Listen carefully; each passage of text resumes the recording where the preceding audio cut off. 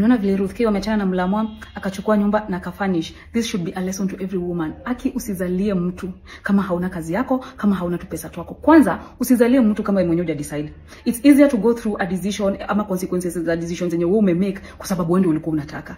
Alafu there is this menace, watu wanaachana immediately mtoto amezaliwa. Mtoto akihit 1 year relationship imeisha. And allow me to say this and stand to be corrected. Sijui what is happening to couples content creators wengi wao that mnashikana mnafanya couple goals view brand deals hapa na pale kidogo mnazaa mtoto kidogo gender reveal nini zote but after 1 year mnaachana. I don't know what's happening. Is a child part of the plan ama it's just a normal relationship? Cause there's a trend.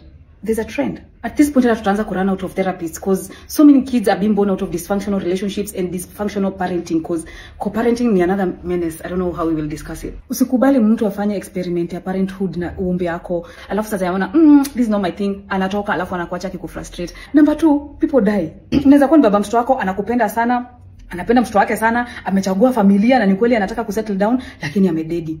Wewe juu kwa itafuta your financial stability ama biashara, unaacha hapo kingengana na familia yake, mkipigana na familia yake because you want to continue providing for the child, but haukujisaidia mkiwa na yeye.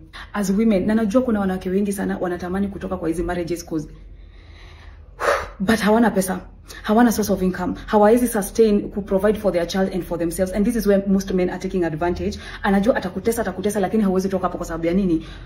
Hawezi atajibaia food wewe mwenyewe. So hata kama bado uko kwa hii situation, please enda Gikomba, okota manguo, uza, enda Marikiti, vegetables, enda huku sijui nyama kema, cereals. Kwanza siku hizi ni vizuri because of internet. Si lazima ufungue duka. Unauza vitu zako kwa internet, unatumia watu mizigo zao as parcels. Because let me tell you something, he who has the ability to feed you has the ability to starve you.